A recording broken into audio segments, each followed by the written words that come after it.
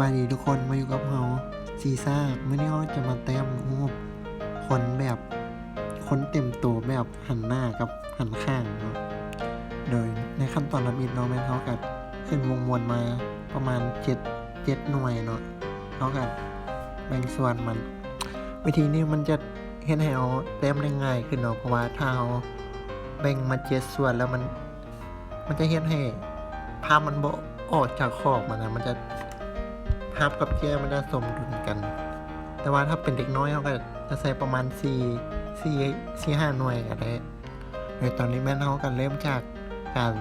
แต้มหัวลงมาก่อนหน่วยที่1มันแต้มหัวแล้วก็ใส่พวกตาดังผมรายละเอียดต่างๆเนาะส่วนที่2มันก็จะใส่บาร์ลงมาจนถึง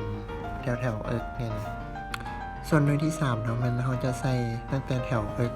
ลงมาจนถึงแถวสะโพกเนาะแล้วตอนนี้เขาก็ได้มีการใส่พวกสุดโดยที่สุดทางในมันเขาจะใส่เป็นเสื้อเสื้อที่มีคอนะแล้วเขาก็ทางนอกเขาจะใส่เป็นสูทเนาะแล้วลุมก็ใส่เป็นกระโปรงแล้วกันมีพวกกำบันับหญิงต่างๆหลังจากนั้นเขาก็มีการลงเงาแล้วก็เก็บรายละเอียดแล้วก็ใส่เกิบเนาะให้มันมีการเขียนเส้นสเก็ตต่างๆเนาะเราก็เลยมาลงเงาแถวพวกคอแล้วก็พวกสุดมันเนาะแล้วก็สำเร็จเป็นที่เรียบร้อยเนาะสำหรับภาพนี้ต่อไปมันเขาจะเฮ็ดเป็นหันข้างมาเต็มตัวโดยกันเริ่มจากแบบเก่าก็คือเฮ็ดวงวนขึ้นมา7ส่วนเนาะแบบเก่าแต่ว่าพวกนี้เขาจะแต้มเป็นอุทรายเนาะก็มาเริ่มที่หน่วยทำอินเนาะก็ได้ขึ้นโค้งหัวแล้วก็แบบเก่าเนาะหน่วยที่1แม่นเขาจะขึ้นใส่หูหัวเนาะนะ2กับ3นี่แม่นเขาจะส่วนโตส่วน4กับ5แม่นเขาจะใส่เป็นพวกต้นขาแล้วก็6 5 7มันจะเป็นพวกขาฮอตตีนมันเนาะหลังจากนั้นเราก็เริ่มเลยในการแต้มเนาะเขาใส่พวกตาดังแล้วก็ใส่ส้มผมและหลังจากนั้นเราก็มีการใส่บายมันเนาะ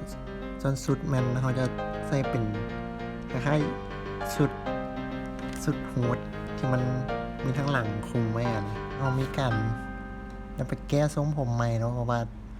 มันบ่ค่อยงามปานใดมันแก้มันผมเป็นทรงผมแบบเรียบลงเนาะแล้วก็มาต่อในการเฮ็ดใส่สูทให้มันแล้วก็ใส่มือที่แบบ